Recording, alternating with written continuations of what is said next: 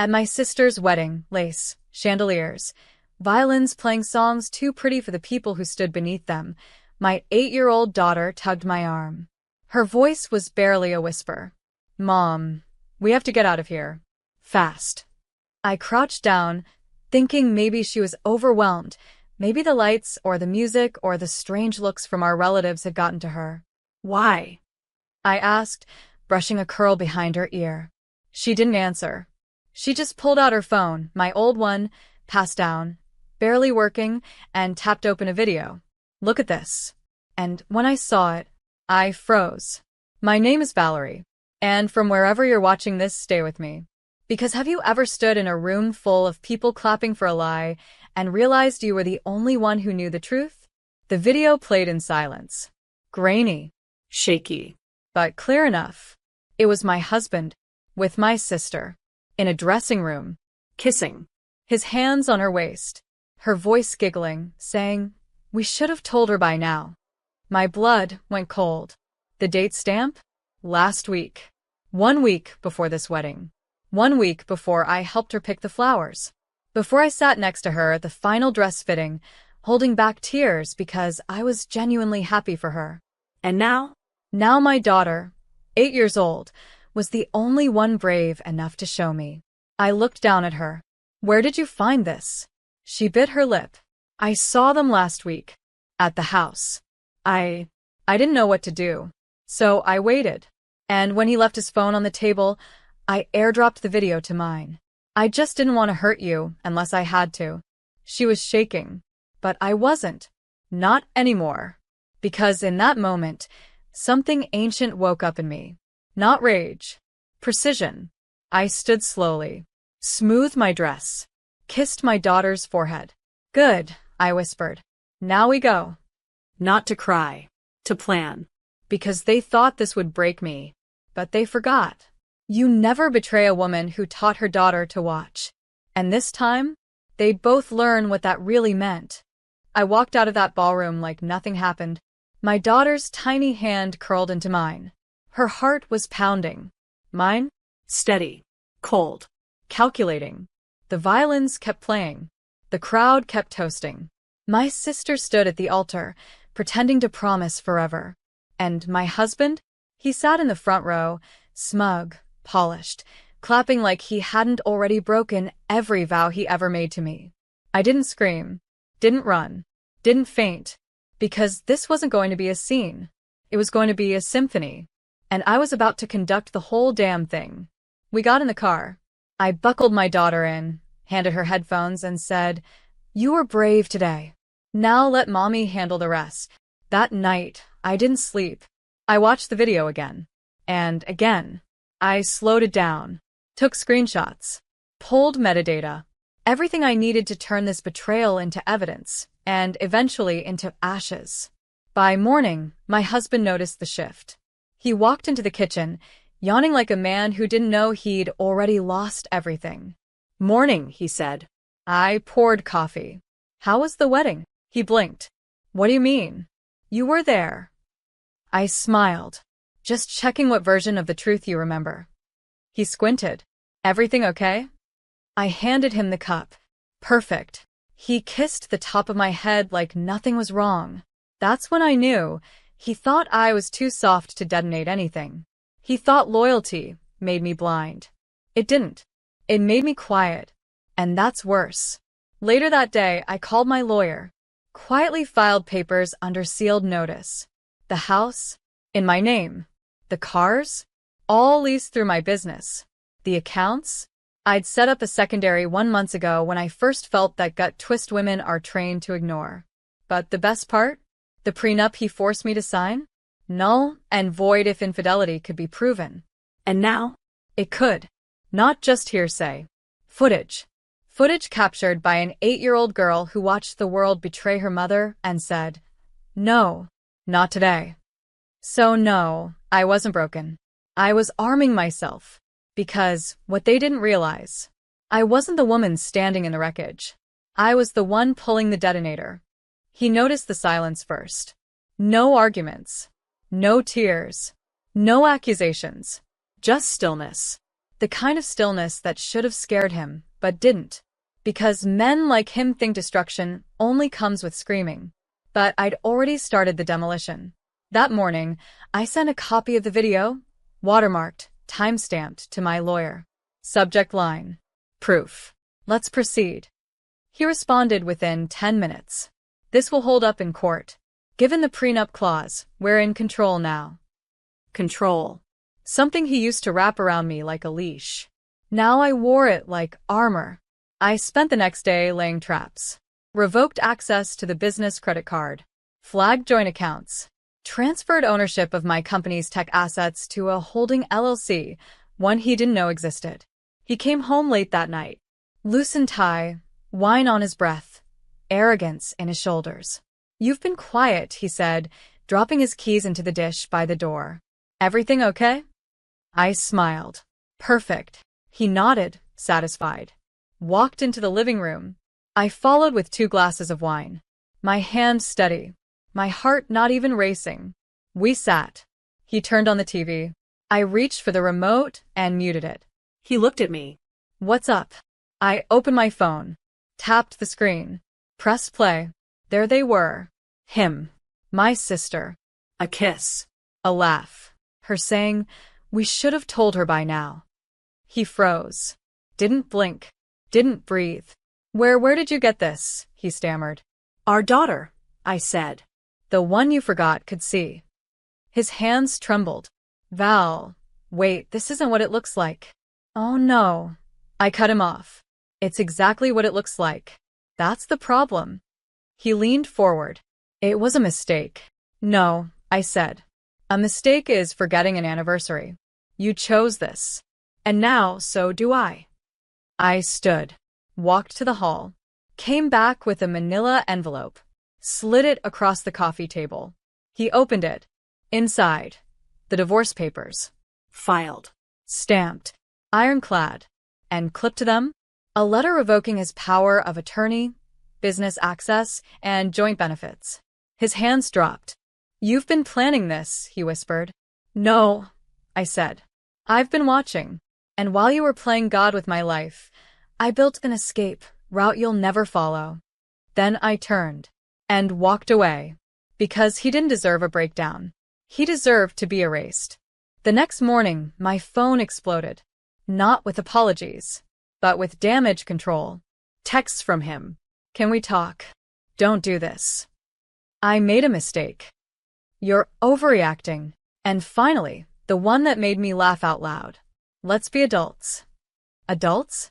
Like the kind who sneak around with your sister while your daughter watches from a doorway? Like the kind who wear tuxedos to a wedding built on lies? I didn't reply. Instead, I drove to my lawyer's office and signed the final power transfer. By noon, he was locked out of everything: emails, accounts, even the building where we used to run our joint business. He showed up at my office 2 hours later, banging on the glass door like a man finally understanding that the world he built was actually mine. "Valerie, come on. Just let me explain." My assistant stared at him like he was a street performer in a suit. I walked to the door. Calm. Straight-backed. Quiet. Opened it just enough for him to look me in the eye. "You had a wife," I said. "And a daughter. You had a life most people pray for. And you threw it away for what? A thrill? My sister's approval? Some pathetic little secret you thought you could control?" His mouth opened. Closed. Opened again. I kept going. "You cheated on a woman who was building your legacy while you played house with my blood." He whispered, "I didn't mean to hurt you." And I said the one thing I knew would bury him. "You didn't think I'd matter enough to hurt." I closed the door, locked it, then turned back to my team and said, "Let's get back to work." Because while he unraveled, I was expanding. Later that night, I found my daughter curled up on the couch, sketching in her notebook. "Watch how working on?" I asked. She smiled. "An invention. It fixes things that people break." I sat down beside her. Heartbreaking and healing at the same time. "You already fixed the most important one," I whispered. "Me." Because she had. While I'd been doubting, shrinking, trying to make sense of betrayal, she'd pulled me out. Not with rage, with truth. And I wasn't going back. Because revenge wasn't the goal anymore. Rebuilding was. And I was just getting started. The invitation came 2 weeks later. An envelope, hand-delivered, cream-colored, embossed in gold. Brunch for the newlyweds. My sister's name at the top. My husband's name, no, my ex, now printed beside hers. Like it had always been that way. Like I was the mistake they corrected. I held the invitation like it might rot in my hands. Are they serious? My assistant asked, peering over my shoulder. They're not serious, I said. They're desperate. Because this wasn't a celebration. It was a declaration. They weren't just flaunting the affair. They were rewriting it. Making themselves the heroes of some twisted little love story they expected the world to accept. But I knew what they really wanted. My silence. My surrender. My absence. I set the envelope down. I'm going, I said. My assistant blinked. You are? Absolutely, I smiled. And I'm not coming empty-handed. Over the next few days, I made moves quietly. Called a friend at the local paper. Reached out to a woman I once hired, now a rising investigative journalist. Sent over everything. The footage, the timeline, the business records showing money transfers between my husband and sister's accounts weeks before they told me. The story was airtight. But it wouldn't go live until after brunch. Because timing is everything. That Sunday, I walked into the venue like I was made of diamond. Sharp. Cut. Unbreakable. My ex froze mid-sip. My sister dropped her fork. I wore white. Not because I was reclaiming purity. Because I wanted them to know I survived. And I still sparkled. Valerie, my sister said, rising. You look like I've already forgiven myself for loving people who didn't deserve me? I asked, sliding into the seat across from them. She blinked. My ex leaned forward. Can we just be civil? I tilted my head. You planned a wedding in the shadow of my divorce. You sent my daughter an invitation like she's supposed to forget. And now you want civility. He went quiet. I reached into my bag and pulled out 2 folders. Set them on the table. Here's what civility looks like, I said. A cease and desist for using my daughter's name or image in any future family photos. And a formal withdrawal of your access to the family business you never helped build. My sister's mouth parted. You can't do this. I did. I stood, smiled. And just before walking out, I leaned in and whispered, check the news in an hour. Because while they were toasting to betrayal, I was toasting to exposure. By the time they sliced into the cake, the news had already gone live. A front-page feature on the local outlet's Sunday Spotlight. Secrets, lies, and a sister's betrayal. The affair behind the brunch. The article was brutal. Footage. Screenshots. Dates. My husband's financial transfers to my sister's business account. My sister's smiling engagement photos, juxtaposed with time-stamped footage from the affair. Even the part where my daughter's video confirmed it all. It didn't just expose them. It eviscerated them. By the time I pulled into my driveway, my phone was vibrating nonstop. Friends. Neighbors. Sponsors from my sister's charity board. Investors from my ex's startup. Every message had the same flavor. We didn't know. We're sorry. We've cut ties. They thought they were untouchable. But now? They were radioactive. By nightfall, their names were trending for all the wrong reasons. #SisterSnake. #vows and lies. #Valerie deserved better. I didn't post anything. I didn't need to. My silence had become their sentence. At bedtime, my daughter crawled into my arms. Is it over now? She asked. I kissed her forehead. It's just beginning. Because I wasn't stopping here. This wasn't about revenge anymore. It was about redirection. Over the next week, I turned the attention into action. I launched a mentorship program for single mothers rebuilding after betrayal. Called it Project Backbone. Because that's what we are. The spine behind every collapsing world. The ones who don't fall, we carry. I got a call from a publisher 2 days later. They wanted my story. The whole thing. And this time, I would be the one telling it. Not in courtrooms. Not in whispers. But on paper. On record. On my terms. Meanwhile, my sister's charity lost half its funding. My ex's startup was dropped by its lead investor. And the best part? I never raised my voice. Never made a scene. Just built my own stage. Because they wanted to shame me in private, and I gave them the gift of public memory. They tried to recover, of course. A tear-filled video from my sister's Instagram account, shaky voice and perfect lighting. I never meant to hurt anyone. Love is messy. Please be kind. The comments section wasn't kind. Neither was the board of directors at her nonprofit, who released a statement the same afternoon. Ms. Reynolds will be stepping down, effective immediately. As for my ex, he posted nothing. He just disappeared.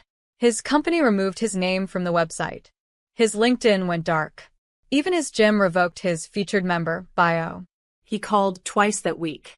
Left voicemails like they mattered. You got what you wanted. Can we stop now?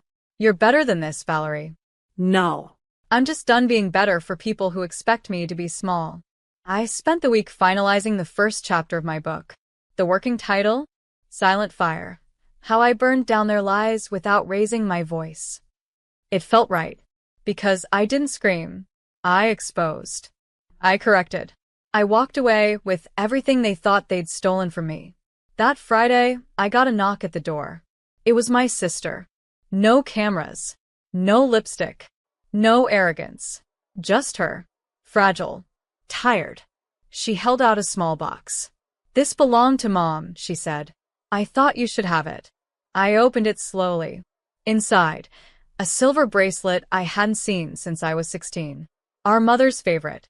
One she promised I'd inherit someday, then gave it away, without explanation. I looked at Hannah. Really looked. Tears welled in her eyes. I don't expect anything. I just wanted to say sorry. A real sorry. For everything. I nodded. You did destroy something. I know, she whispered. But I rebuilt it without you. She looked down. I believe that. Then she turned and walked away. And for the first time, she didn't look back. I closed the door gently. My daughter peeked around the hallway. Was that Aunt Hannah? I nodded. She say sorry? She did.